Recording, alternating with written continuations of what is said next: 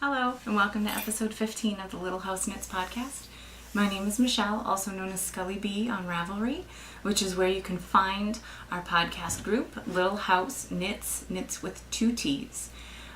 Please feel free to stop by, join the group, say hello, show off what you're working on, what you finished, or what's inspiring you. I have been absent for a while. I apologize about that.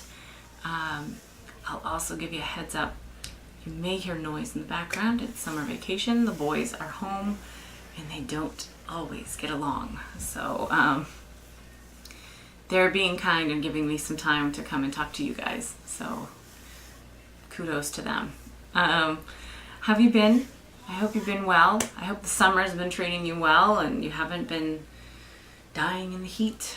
We finally have had kind of a nice stretch here. It's been so muggy and rainy that the past 4 or 5 days have been pretty nice.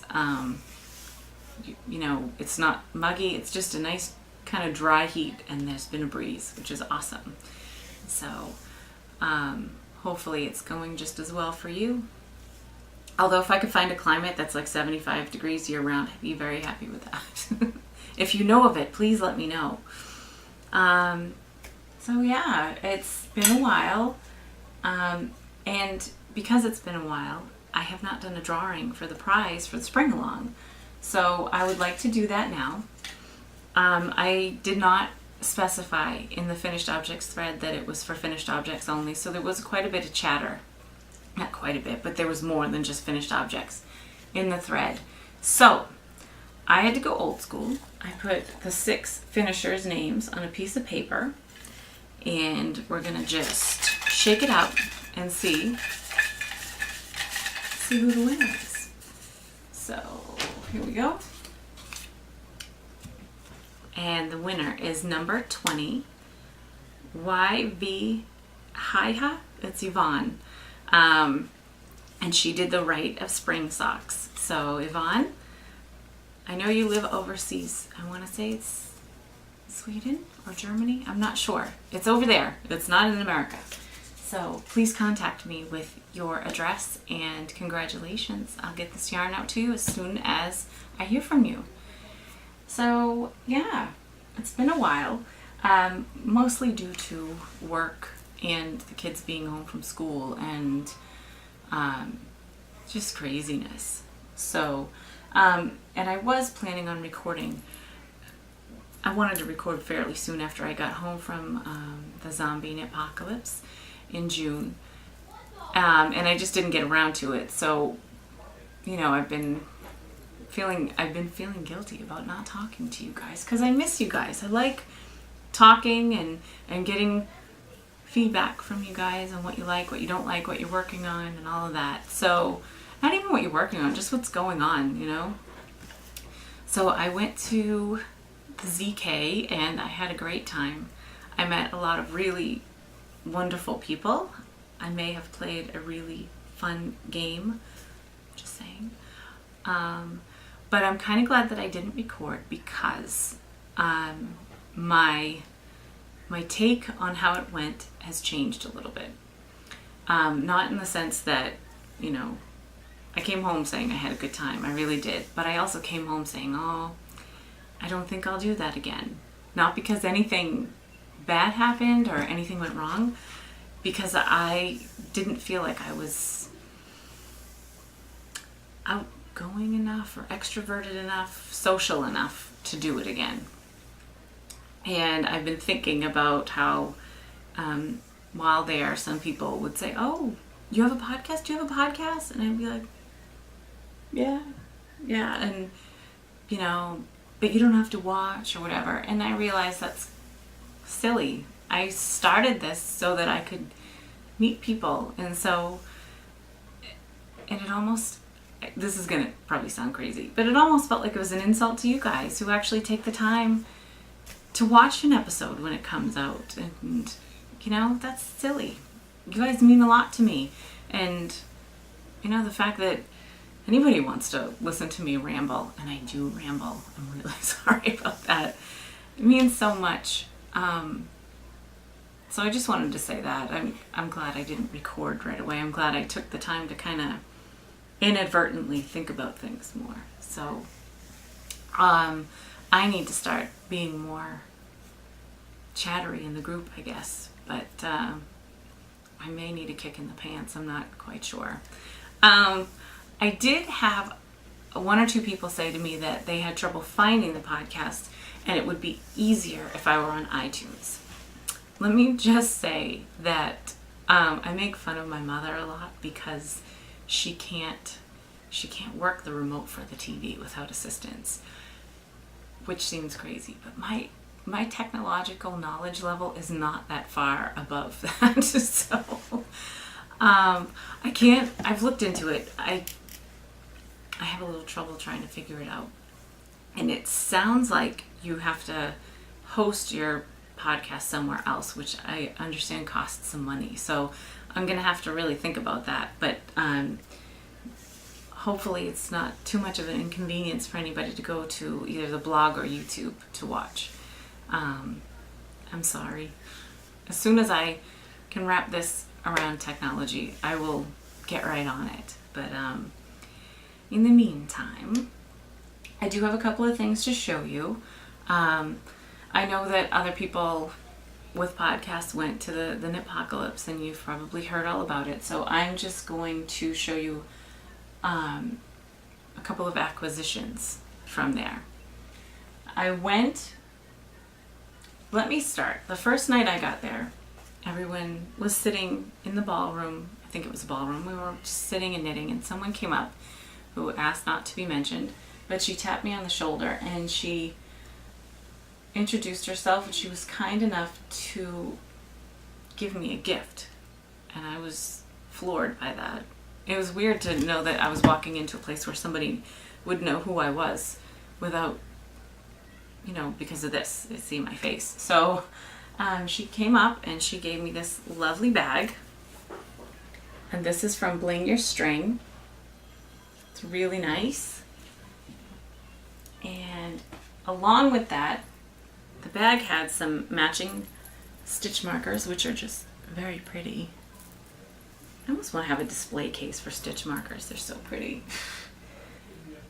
And then she had said that she asked for this specifically for me, and I thought this was great. One is the stitch marker that says Michelle. I don't know if you can see that from there.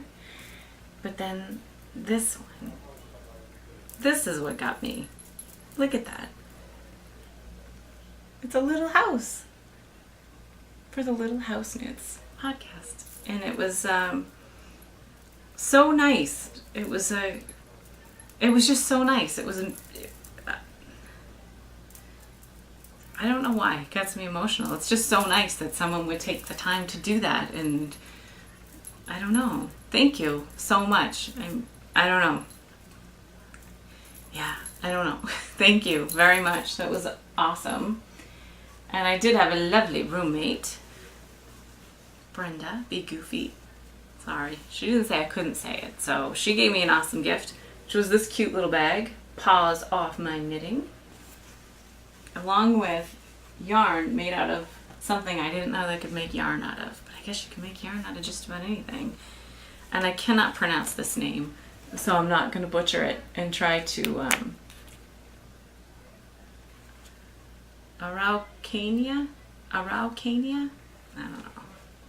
But it's made out of 100% sugar cane. Did you know that? I didn't know they could make yarn out of that, but that's amazing. It's so, I don't even have words to describe it. It's so pretty, first of all, but it's so smooth.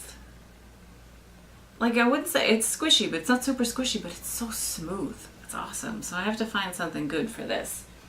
I'm open to suggestions. So those were my two lovely unexpected gifts. Then there was the marketplace. And I went specifically with Java Jenny of Kitchen Counter Crafter in mind. I wanted a snap bag. And I wanted something a little big so I'd have like a sweatery type bag. And this is the pretty that I got. And I almost want to just, I know it's got the handle on the outside, but I love the inside so much.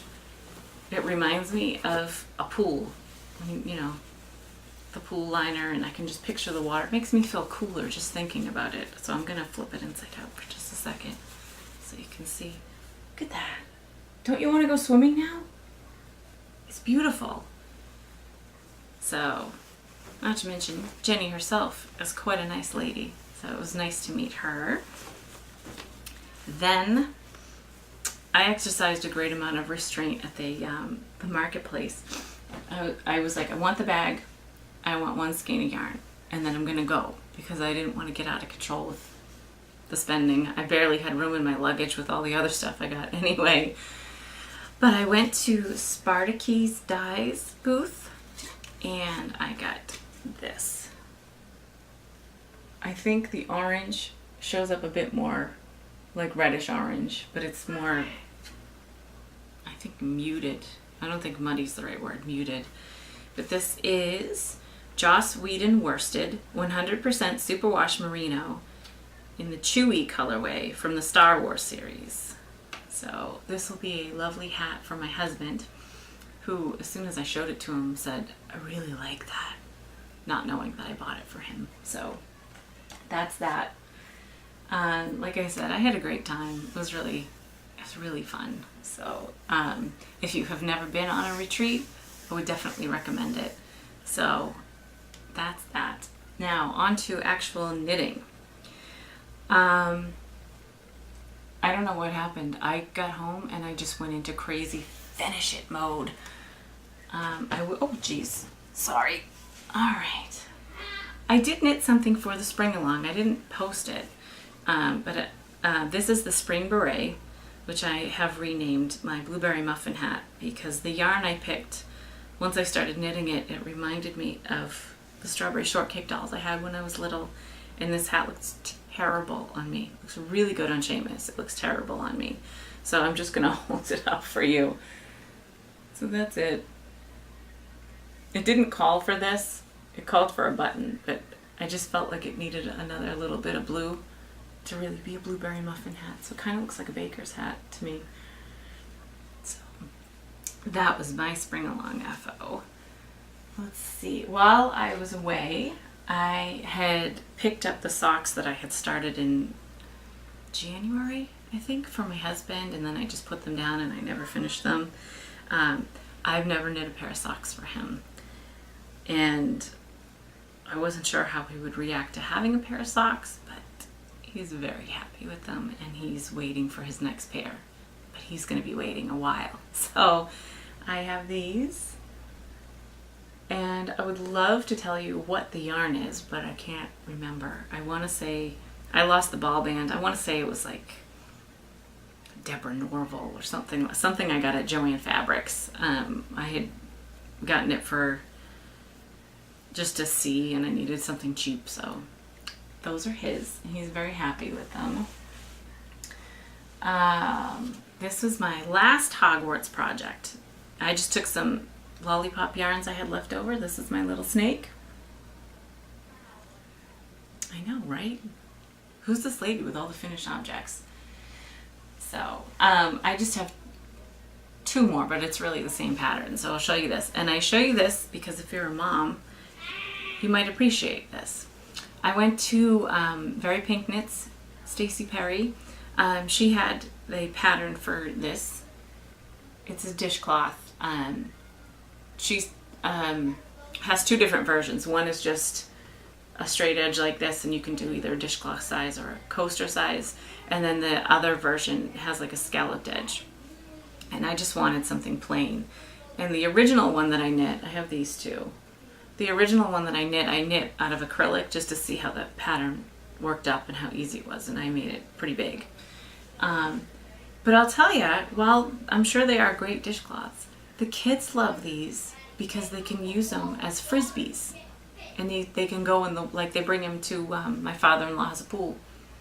They toss it around in the pool and nobody, like you can get hit in the face with it and it's not gonna like knock your teeth out. So for funsies, I'm not gonna lie, my husband and I have played Frisbee in the house with it when the kids aren't looking. So there's that. So those are all my finished objects. Oh, I also have this. I started this last August and I put it in a bag and I never finished it.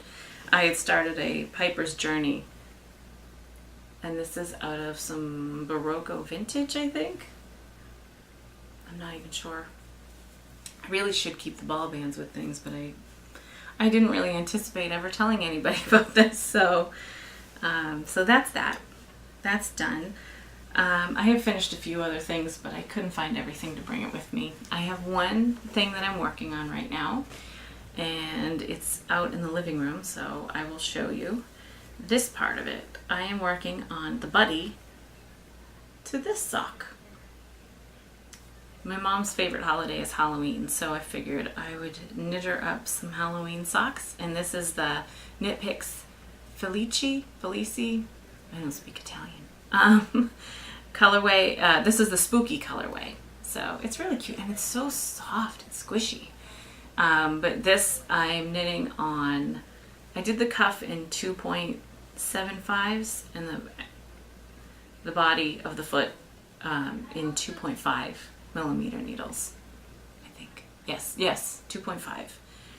So that's that.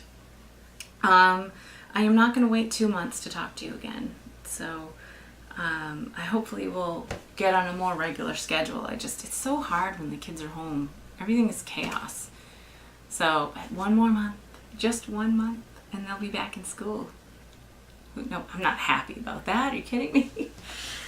But anyway, it's been good talking to you again, and hopefully it's been good seeing you. I know what some of you look like now. I can say I've seen you. So it's been great seeing you. Thank you so much for stopping by the little house. Have a great week and happy knitting.